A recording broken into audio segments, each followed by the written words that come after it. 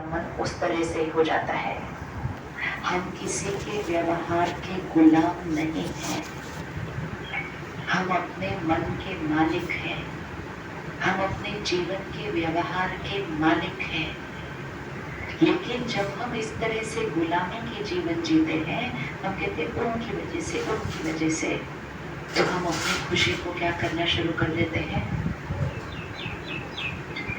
अगर घर में कोई एक बीमार है, ठीक है, कोई बीमार है, उसको बुखार है, पेट खराब है, सब कुछ है, एक बीमार है ना, बाकी तीन तो ठीक है, तो वो बाकी तीन लोग घर के उस एक बीमार का ध्यान रखेंगे या बाकी तीन बोलेंगे ये बीमार है तो हम भी बीमार है और लेट जाएंगे सारे, कौन क्या करेगा। बीमार का ध्यान रखने में मेहनत लगती है, उसके लिए खिचड़ी भी बनाओ, खाना भी बनाओ, डॉक्टर के पास भी लेके जाओ, दवाई भी दो, बहुत ध्यान रखना पड़ता है।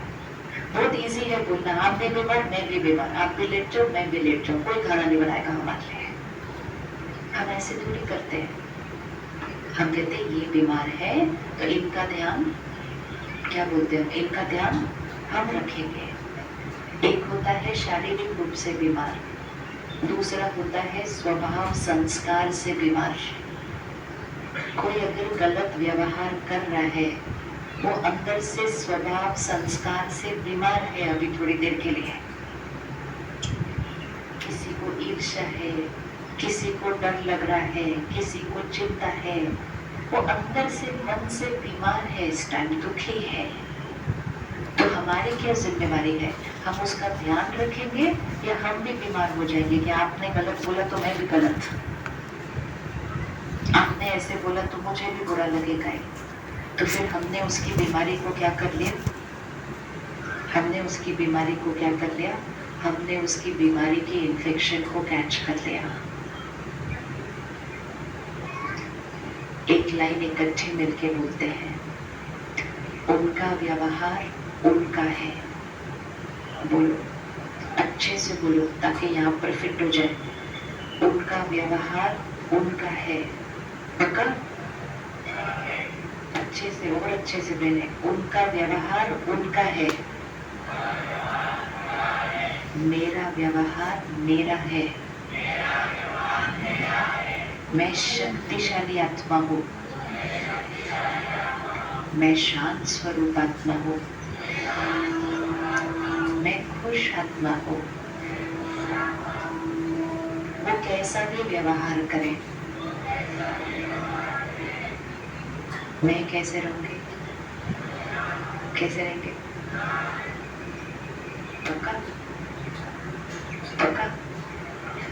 ये सिर्फ एक दिन के लिए करके देखना है। ये मन यहाँ एक बैटरी की तरह है। सपोज ये ग्लास है, ठीक है, ये ग्लास भरा हुआ है, ठीक है, ये ग्लास भरा हुआ है ना। अब पूरे ग्राउंड में चल के आना है, सबसे मिलना है, सबसे बात करनी है, सब कुछ करना है और शाम तक वापस आना है। इस ग्राउंड पे, इस हॉल पे, स्टेज में वापस आना है। लेकिन सब कुछ करते हुए ये ग्लास भरा हुआ रहना चाहिए। अभी ये भरा हुआ है, चलना है, यहाँ से उतरना है, सबको मिलना है, सबसे बात करनी है, सारा काम करना है, शाम को स्टेज पे वापस आना है, ग्लास भरा हुआ वापस आना चाहिए। हो सकता है, हो सकता है,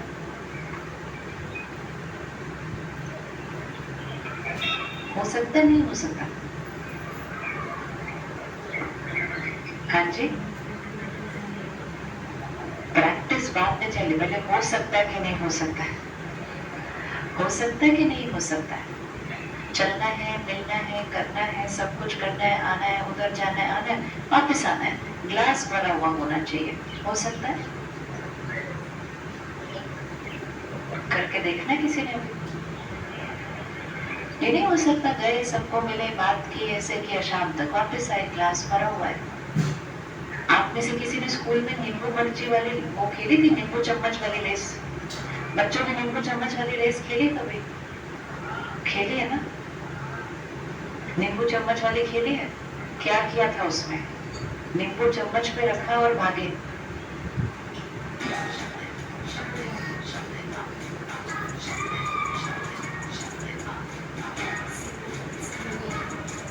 We use our voices to celebrate our choices.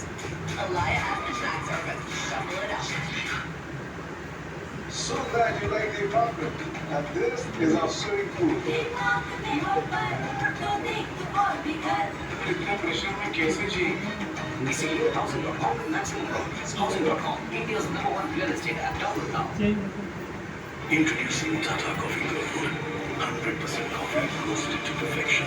For a rich taste as heavenly aroma.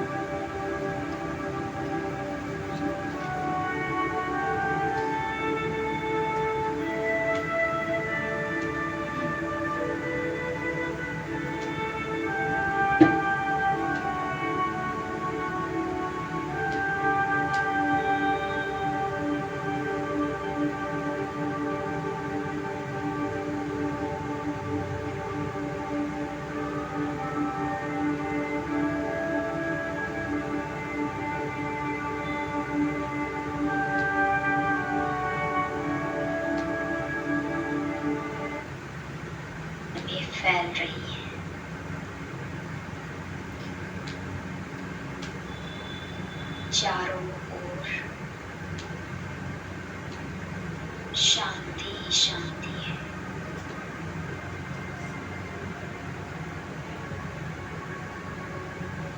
चौथा संकल्प हम करेंगे, मेरा शरीर संपूर्ण स्वस्थ है। मेरा शरीर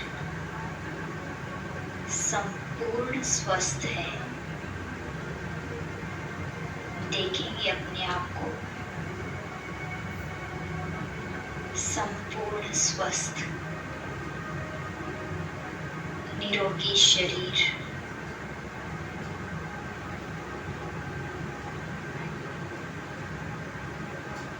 फील करें,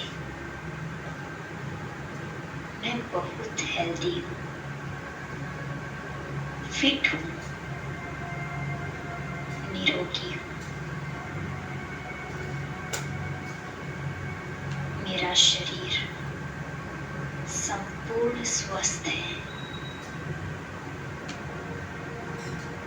मन में पक्का करें, मैं बिल्कुल स्वस्थ हूँ।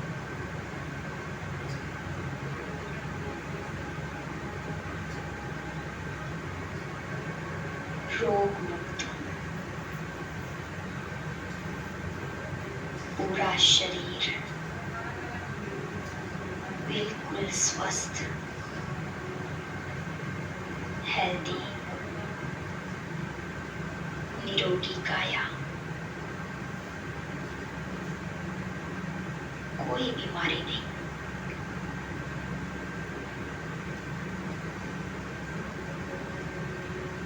अभी हम पांचवा संकल्प करेंगे, मैं विजयी हूँ। मैं विजयी हूँ।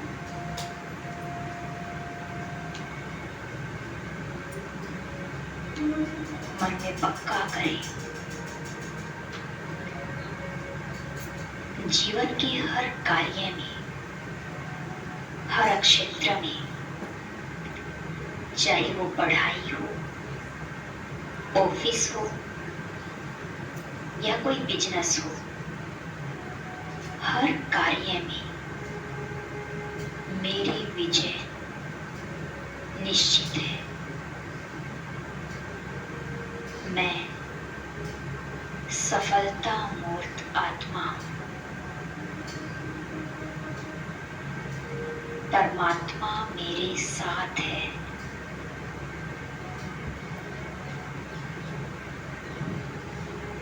जहाँ परमात्मा साथ है, वहाँ सफलता मेरा जन्म सिद्ध अधिकार है।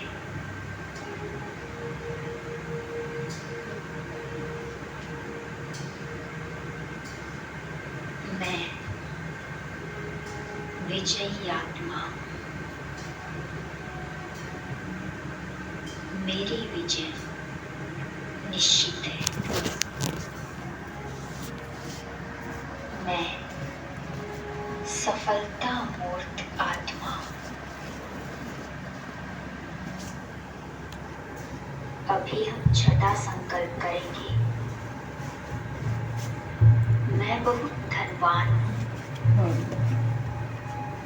बहुत धनवान। मैं बहुत धनवान।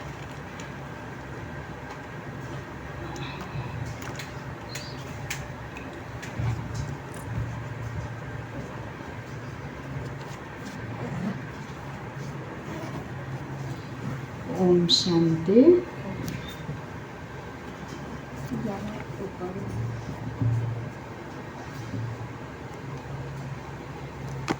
बाबा के महावाक्य है, मीठे बच्चे,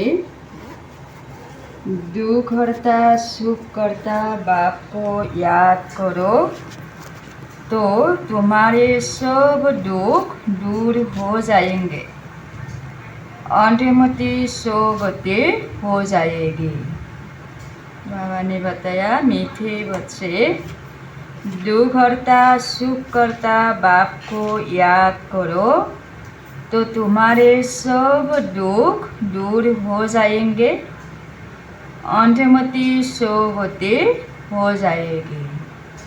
फिर आज का प्रश्न है, बाप ने तुम बच्चों को चलते फिरते याद में रहने का डायरेक्शन क्यों दिया है? बाबा ने आज का प्रश्न पूछा, बाप ने तुम बच्चों को चलते फिरते याद में रहने का डायरेक्शन क्यों दिया है?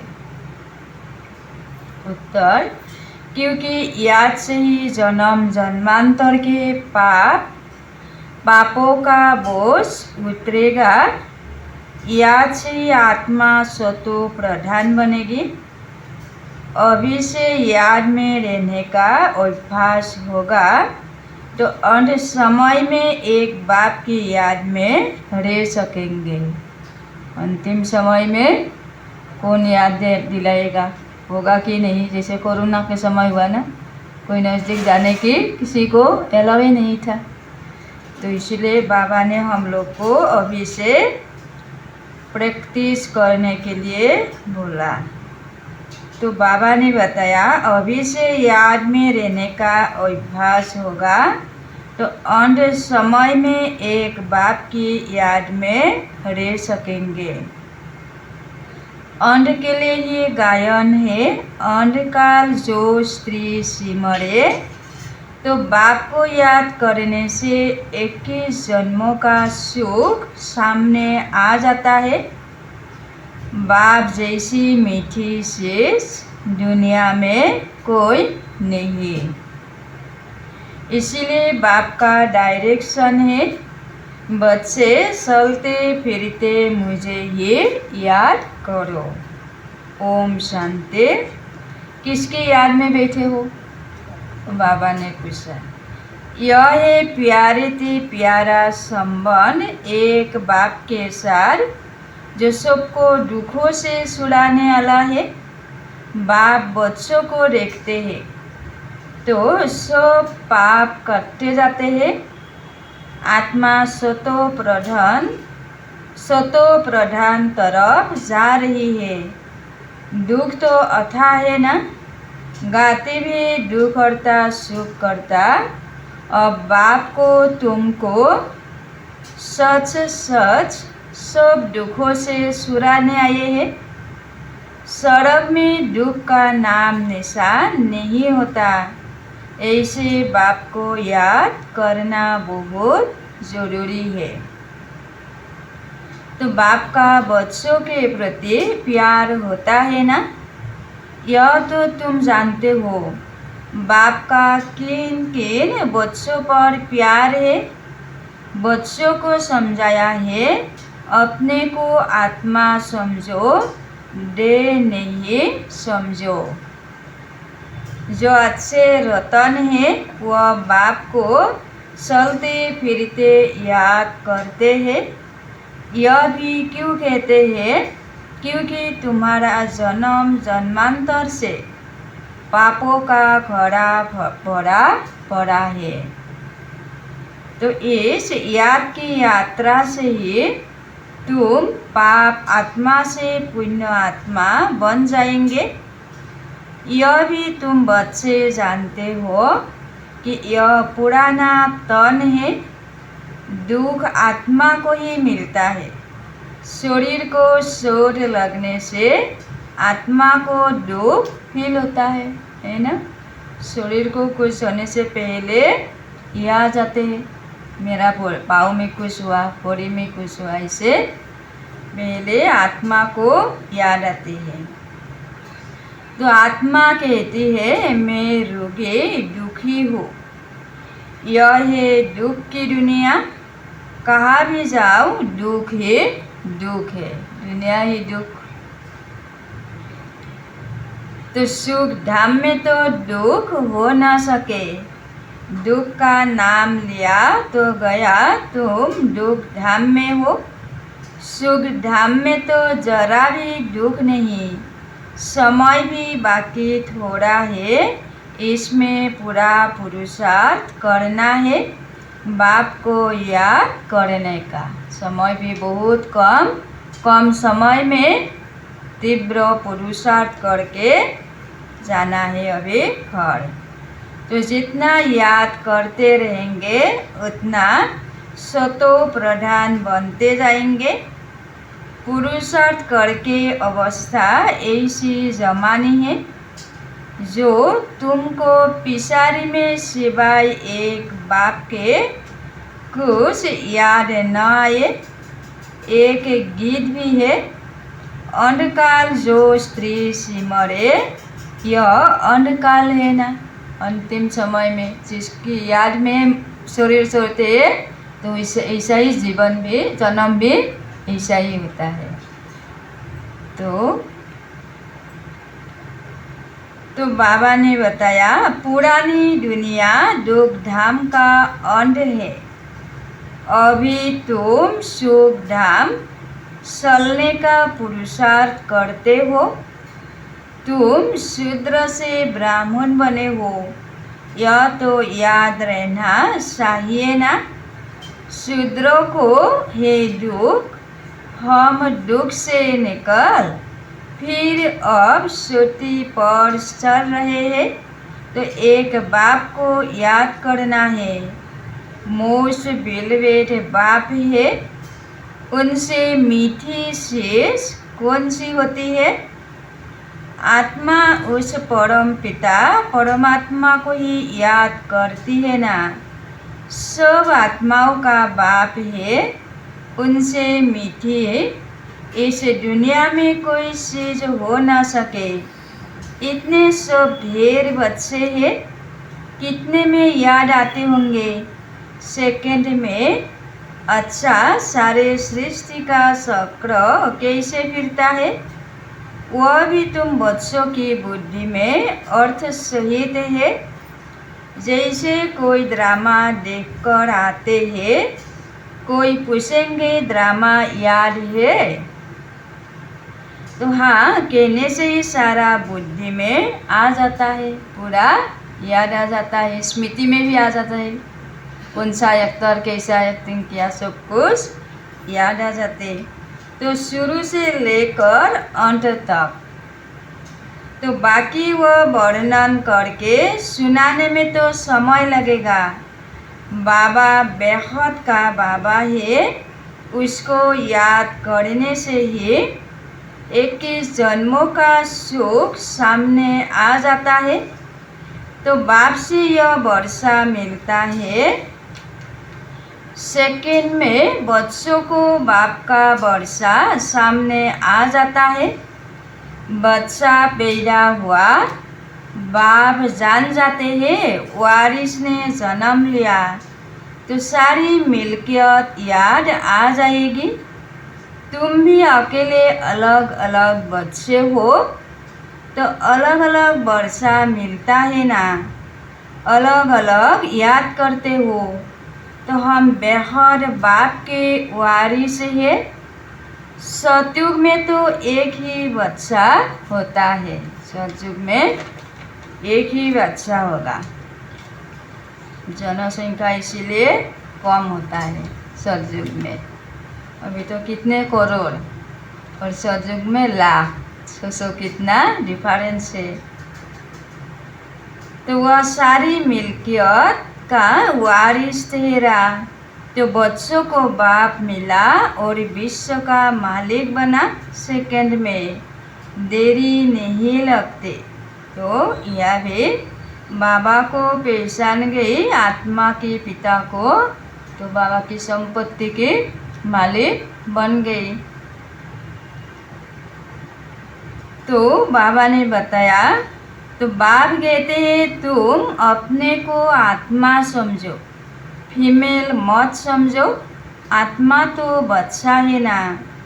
बाबा कहते हैं हमें सब बच्चे याद पड़ते हैं, आत्मा ये सब भाई भाई है।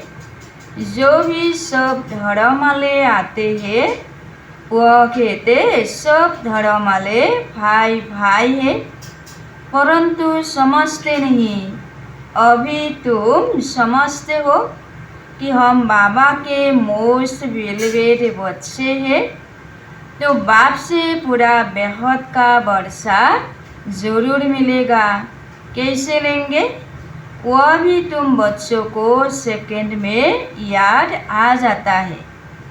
हम सतो प्रधान थे, फिर तमो प्रधान बने, अब फिर सतो प्रधान बनना है। तो तुम जानते हो बाबा से हमको सड़क के सुखों का वर्षा लेना है। तो बाप कहते हैं अपने को आत्मा समझो, सुख शांति की अविनाशी वर्षा लेना चाहिए तो अपने को आत्मा समझने के लिए पुरुषार्थ करना है। यही है हमारे मेन पुरुषार्थ, क्योंकि हम इस दुनिया में आए भी कैसे? आत्मा बनकर, और जाना भी आत्मा होकर। तो देह तो विनाशी है, आत्मा ही शरीर छोड़कर चली जाती है, फिर जाकर दूसरा नया शरीर गर्भ में लेती है। पुतला जब तैयार होता है तब आत्मा उसमें प्रवेश करती है। तो ये शरीर तो एक पुतला की तरह है। तो जब आत्मा से इसे दिखाते ना, इसमें हड्डी मांस का एक पुतला है, तो आत्मा जब आते हैं प्रवेश हो जाते तब शिवात्मा बन जाते। तो बाबा ने बताया है, इसलिए तो पुतला जब तैयार होता है तब आत्मा उसमें प्रवेश करती है। जब शरीर रूपी पुतला तैयार हो जाने के बाद जब आत्मा आ जाते हैं तो चलते फिरते, परंतु वह तो है रावण के वश, विकारों के वश जेल में जाते हैं। तो वह तो रावण होता ही नहीं, दुख की बात ही नहीं। जब बूढ़े होते हैं तब मालूम पड़ता है अभी यह शरीर छोड़ हम दूसरे शरीर में जाकर प्रवेश करेंगे। सतयुग में जब बूढ़ा हो जाएंगे तब संकल्प आएगा अभी मेरा शरीर छोड़ना है। तो वह तो डर की कोई बात ही नहीं रहती है। यह तो कितना डरते हैं, मरने के लिए भी डरते हैं, है ना। थोड़ा सा बीमार हुआ, कहीं ना मैं मर ना, ये भी डर जाते हैं। तो वह निडर होते हैं। बाप तुम बच्चों को अपार सुखों में ले जाते हैं। सतयुग में अपार सुख है, कलयुग में अपार दुख है, इसीलिए इसे कहते हैं दुख धाम। तो बाप तो कोई तकलीफ नहीं देते हैं। फल गृहस्थ व्यवहार में रहो, बच्चों को संभालो, सिर्फ बाप को याद करो। सब कुछ करते हुए भी बाबा को भी याद करना।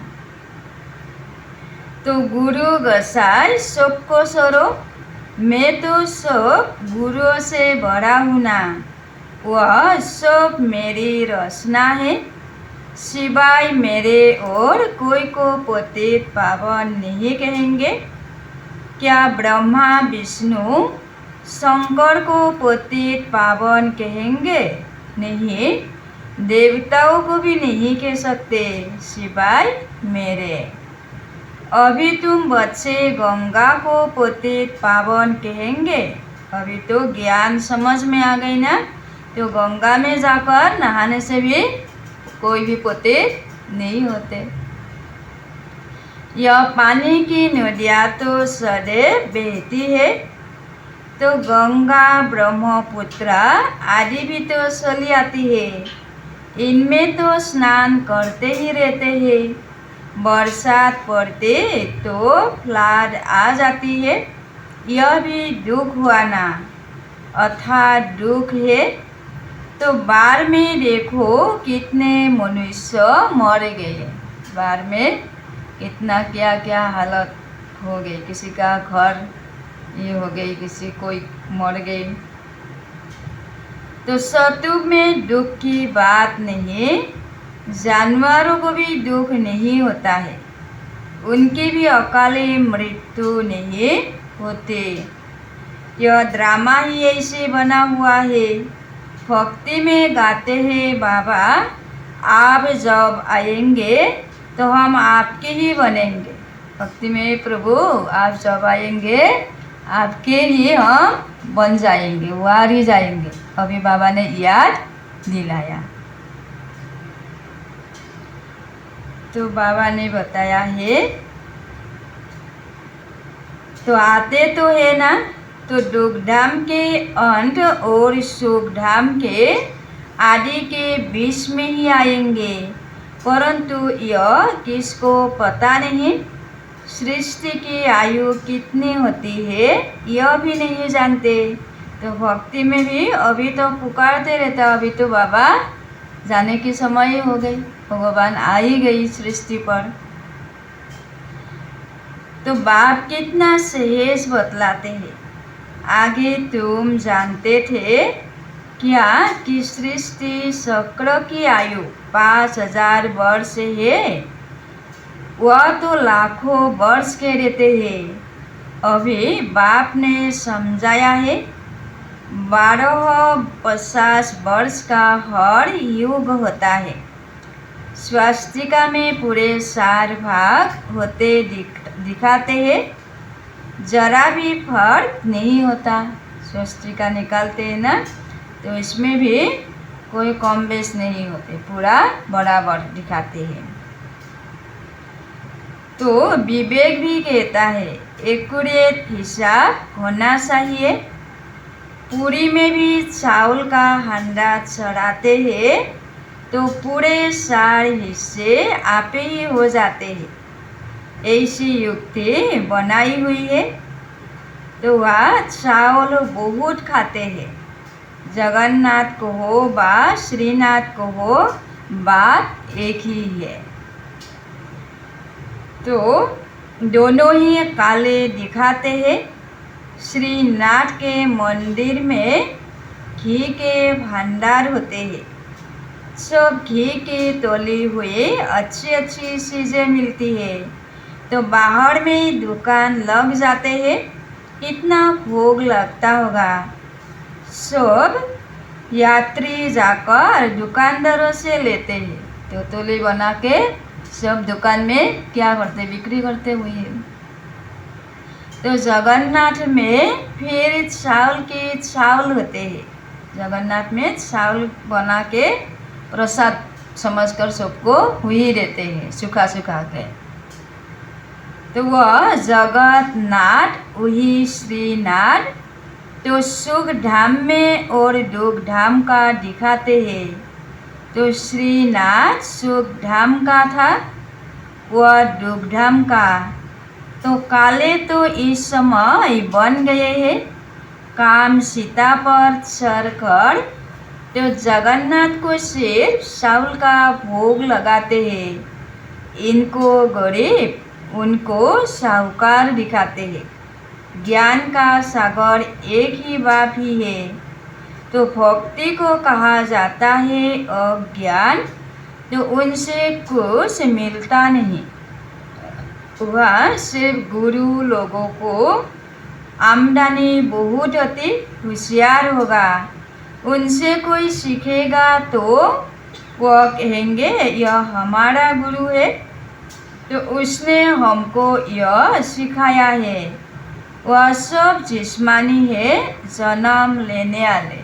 जो लौकिक के जो गुरु है वो तो शरीरधारी है, देहधारी है, उनका भी जन्म होता है। तो अभी तुम्हारे साथ कौन है? विचित्र बाप, जिसका देह नहीं, निराकार परमपिता परमात्मा। तो वह कहते हैं यह मेरा शरीर नहीं है, अर्थात ब्रह्मा बाबा का शरीर शिव बाबा का नहीं है। यह तुम्हारे इस दादा का शरीर है, जिसने पूरे 84 जन्म लिए हैं। इनके बहुत जन्मों के अंत में मैं इसमें प्रवेश होता हूँ। तुमको सुखधाम ले जाने। तो इसको गोमुख भी कह देते हैं भक्ति मार्ग में, इसीलिए गोमुख भी कहते हैं, क्योंकि ब्रह्मा व पुरुष, इसीलिए गोमुख भी बोलते हैं भक्ति में। तो बाबा ने बताया गोमुख पर कितना दूर दूर से आते हैं। यह भी गोमुख है। बाहर से पानी तो जरूर आएगा, कुएं में भी रोज रोज पानी बाहर से आता है, वह कभी बंद नहीं होता, पानी आता ही रहता है। कहाँ से भी नाला निकला तो उनको गंगा जल कह देंगे। जहाँ पानी आते हैं, जन्माष्टमी के समय जहाँ पानी आते हैं सुबह सुबह, ये गंगा जल आ गए। भक्ति में तो इसे समझते हैं, इसलिए सुबह सुबह ये नहाने से अच्छा समझते हैं हाल।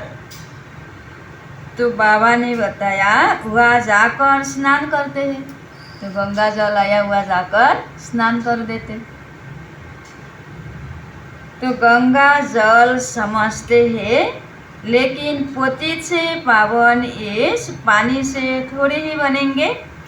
तो बाप कहते हैं पतित पावन मैं हूँ, हे आत्माएं मामे कम याद करो। देश ही दे के सभी संबंध छोड़ अपने को आत्मा समझकर मुझे याद करो, तो तुम्हारे जन्म जन्मांतर के पाप भस्म हो जाए। बाप तुमको जन्म जन्मांतर के पापों से छुड़ाते हैं।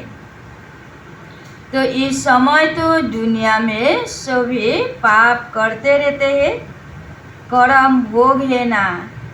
तो अगले जन्म में पाप क्या है, 63 जन्म का हिसाब किताब है।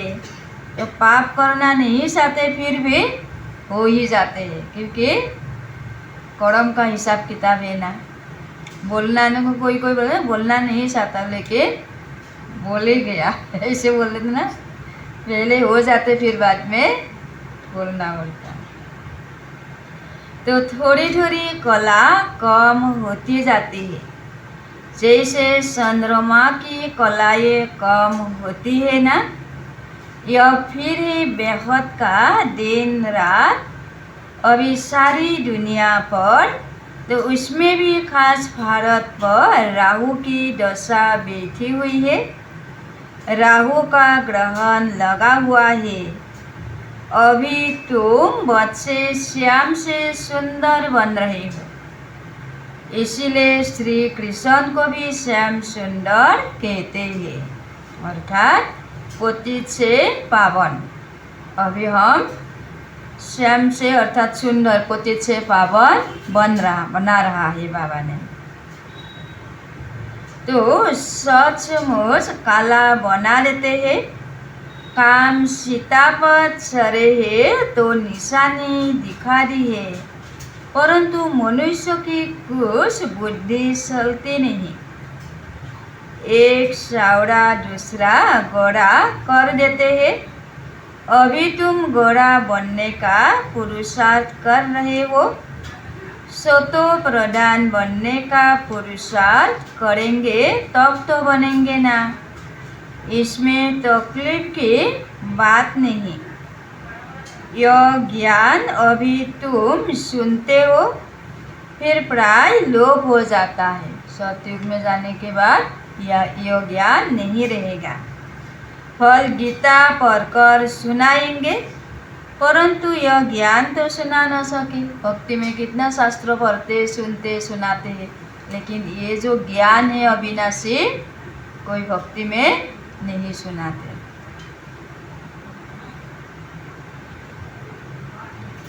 तो वह हुआ भक्ति मार्ग के लिए पुस्तक। भक्ति मार्ग के लिए ढेर सामग्री है, तो ढेर शास्त्र है। कोई क्या पढ़ते, कोई क्या करते। राम के मंदिर में भी जाते हैं, राम को भी काला कर दिया है, राम का भी चित्र काला कर दिया। तो विचार करना चाहिए, कि काला क्यों बनाते हैं। राम को भी काला बनाते, श्री कृष्ण को भी काला बनाते। तो देवी देवता तो ऐसा काला तो होते नहीं, कितना सुंदर है। तो बाबा ने बताया विचार करना चाहिए कि काला क्यों बनाते हैं। काले कलकत्ते वाले भी है, माँ क्यों हैरान होते हैं। सबसे काली वह है और बहुत भयानक दिखाते हैं। काली की मूर्ति कलकत्ता वाले बेंगोली लोग कितना बड़ा बनाते और कितना भयंकर रूप दिखाते हैं, और उनको ही माँ कहकर पूजा करते हैं, भक्ति करते हैं, बहुत मानते हैं बेंगोली लोग। तो उनको फिर माता कहते हैं। तुम्हारी यह ज्ञानवान ज्ञान कतारी आदि है।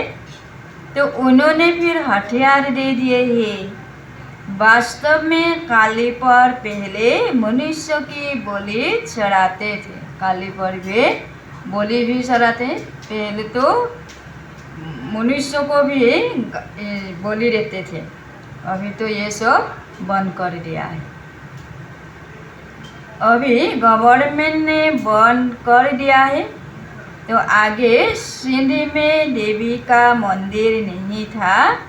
जब बम फटा तो एक ब्राह्मण बोला, काली ने हमें आवाज़ दिया है, हमारा मंदिर है नहीं, जल्दी बनाओ, नहीं तो और भी बम फटेंगे। सिंध में कोई काली का मंदिर नहीं था।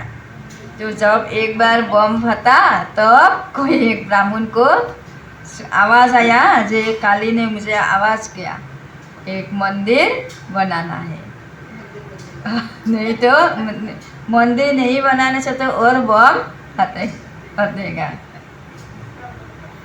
तो बाबा ने बताया बस ढेर पैसे इकट्ठे हो गए, मंदिर बन गया।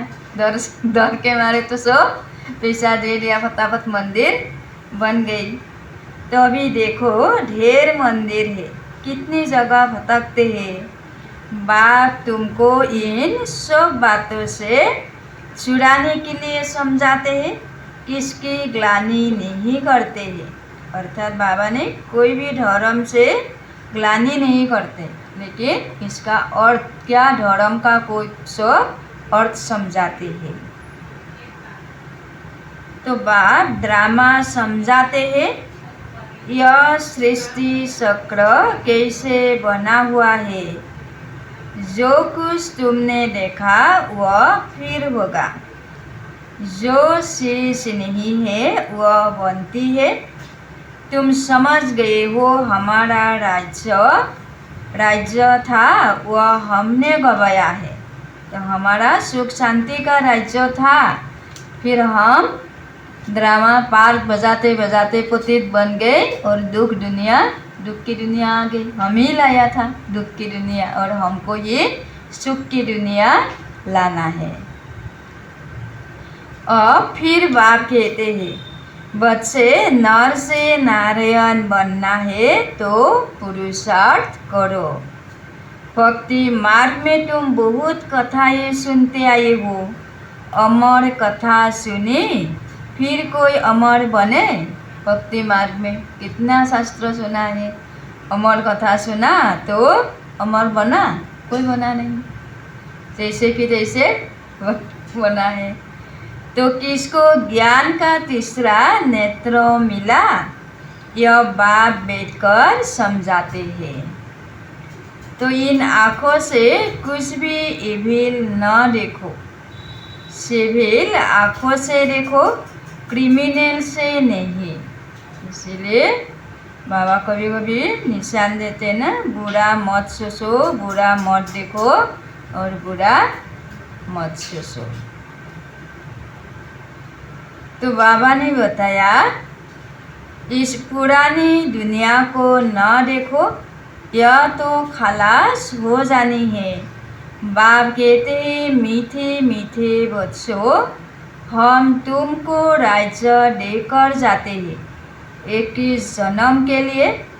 तो वहाँ और कोई का राज्य होता नहीं, दुख का नाम नहीं, तुम बड़े सुखी और धनवान होते हो, या तो मनुष्य कितना भूख मरते रहते हैं। कोई कोई तो भूख भी मरते हैं, अकाल भी होते हैं, किसी किसी की जगह में बाढ़ आया, कुछ हुआ, ऐसा भी हुआ। तो बाबा ने बताया हुआ तो सारे विश्व में तुम राज्य करते हो, कितनी थोड़ी जमीन चाहिए। सोता बगीचा फिर वृद्धि होते होते कलयुग अंत तक कितना बड़ा हो जाता है, और 5 विकारों की प्रवेशता के कारण वह कांटों का जंगल बन जाता है। इस युग में कितना जमीन होगा और जनसंख्या कम होगा। अभी तो कितना जनसंख्या बढ़ गई, इसलिए घर के ऊपर बनते रहते हैं, क्योंकि जमीन कम। तो बाबा ने बताया, बाप कहते हैं काम महाशत्रु है, इनसे तुम आदि मध्य अंत दुख पाते हो। ज्ञान और भक्ति को भी अब तुमने समझा है, विनाश सामने खड़ा है, इसीलिए अब जल्दी जल्दी पुरुषार्थ करना है, नहीं तो पाप भस्म नहीं होंगे। तो बाप की याद से ही पाप कटेंगे। पतित पावन एक बाप ही है। तो कल पहले जिन्होंने पुरुषार्थ किया है वह करके ही दिखाएंगे। ठंडे मत बनो, अभी पुरुषार्थ के लिए ठंडा मत बनो, क्योंकि कोई करे या ना करे लेकिन अपने लिए करना है। तो सिवाय एक बाप के और कोई को याद न करो, सब दुख देने वाले। देखिए जो संबंधी है सब दुख देने वाला है, कोई सुख देने वाला नहीं है। जो भी सुख देते वो स्वार्थ के लिए, ऐसा ही है ना दुनिया की। इसलिए बाबा ने बताया, सिवाय एक बाप के और कोई को याद न करो, सब दुख देने वाले हैं। जो सदा सुख देने वाला है उनको याद रखो, इसमें गफलत नहीं करनी है। याद नहीं करेंगे तो पावन कैसे बनेंगे। अच्छा, मीठे मीठे सिक्के लड़े बच्चों प्रति माता पिता बाप दादा का याद प्यार और गुड मॉर्निंग। रूहानी बाप की रूहानी बच्चों को नमस्ते। हम रूहानी बच्चों की रूहानी बाप दादा को भी याद प्यार गुड मॉर्निंग और नमस्ते नमस्ते नमस्ते। फिर आज की धारणा है, इन आँखों से इविल नहीं देखना है, अर्थात जो बुराई है बुद्धि से, बुद्धि रूपी नेत्र से नहीं देखना है, देखते हुए भी नहीं देखना है, अर्थात बुद्धि में लेना नहीं है। कोई बुराई बोला, कोई ग्लानि किया, हम क्या करते हैं, वो बुद्धि में बंधन चलते हैं, आज मुझे ऐसा बोला है, क्यों बोला है, ऐसे हमारे अर्थात व्यर्थ संकल्प चलते रहते हैं, तो समय भी जाते हैं, एनर्जी भी जाते हैं। तो बाप ने जो ज्ञान का तीसरा नेत्र दिया है उस सिविल नेत्र से ही देखना है। बाबा ने जो हम लोग को ज्ञान रूपी चक्षु दिया है उसमें ही देखना है। तो ज्ञान से देखने से बुराई को दिखाई नहीं देगा, बुराई से भी अच्छा ही दिखाई देगा, क्योंकि उनका भी कोई ज्ञान नहीं ना, इसीलिए बोल दिया ऐसा। इसलिए बाबा ने बताते ना, कभी साक्षी होकर देखना है। जैसे हम लोग के जैसे दुनिया के जो नाटक देखते हैं, किसी का बुराई पार किसी का अच्छा पार, बुराई के तो बुराई देखते हैं ऐसे ना, ऐसे साक्षी होकर देखना है। तो सतो प्रधान बनने का पूरा पुरुषार्थ करना है। गृहस्थ व्यवहार को संभालते हुए प्यारी शेष बाप को याद करना है। अवस्था ऐसी जमानी है जो अंधकाल में एक बाप के सिवाय दूसरा कुछ भी याद न आए। हमारी स्थिति ऐसा मजबूत बनाना है कि अंत समय में कभी भी आ सकते परिस्थिति समस्या, तो उस समय मेरा स्थिति कैसा है, अभी ऐसे अपने आप को देखना है। अच्छा, इसका वरदान है अपनी श्रेष्ठ वृत्ति द्वारा विश्व का वातावरण परिवर्तन करने वाले आधारमूलक भव। बाबा ने वरदान दिया अपनी श्रेष्ठ वृत्ति द्वारा विश्व का वातावरण परिवर्तन करने वाले आधारमूलक भव। हमारी वृत्ति दृष्टि सृष्टि परिवर्तन होगा। तो आज का विचार है, आप बच्चे सिर्फ अपने जीवन के लिए आधार नहीं हो, लेकिन विश्व की सर्व आत्माओं के आधार मूलत हो। हम अपने लिए नहीं, सारा विश्व के लिए, तभी तो हमारे लिए नई दुनिया आएगा, सुख की दुनिया आएगा। तो आपकी श्रेष्ठ वृत्ति से विश्व का वातावरण परिवर्तन हो रहा है।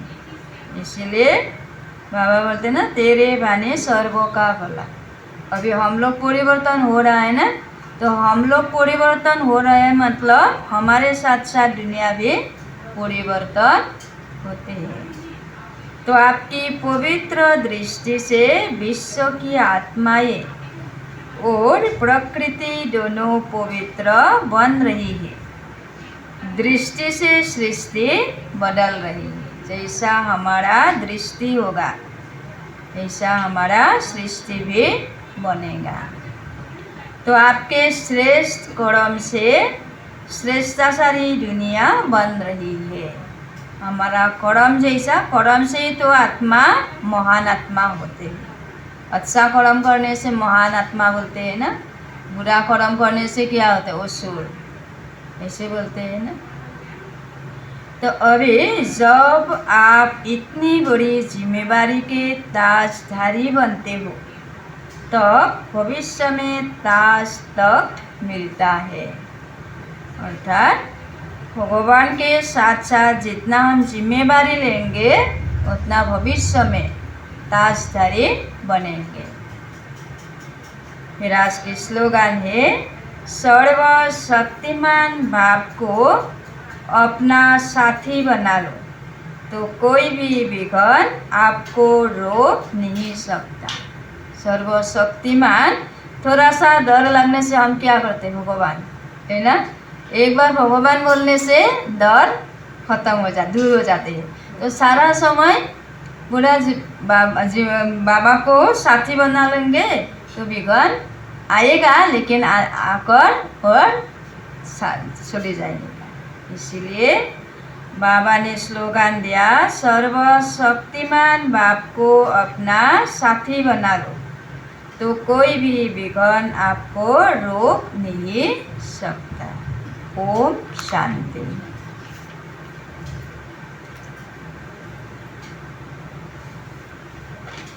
कल सभी को बाबा के घर में निमंत्रण है, जन्माष्टमी का। सबका बाबा के घर में ब्रह्मा पूजन है। आज का इशारा है, सबको आना है। जिस समय कोई भी परिस्थिति आए तो बाप को साथी बना लो तो अनुभव करेंगे कि मैं अकेला नहीं हूँ। मेरे साथ विशेष शक्ति है। जहाँ बाप है वहाँ चाहे कितने भी तूफान हो वह तूफान बन जाएंगे। निश्चय बुद्धि विजयंते, इस टाइटल की स्मृति से विजयी बनो। निश्चय बुद्धि विजयंते, और जैसे पांडव की सदा निश्चय प्रीत बुद्धि था, है ना, और विजयी बन गए। और कौरव का सदा विनाशयन्ते बुद्धि था, दुर्योधन का सदा यही था ना, तो इसीलिए। और दुर्योधन के साथ कितने लोग था, फिर भी विनाश। सा ओम शांति।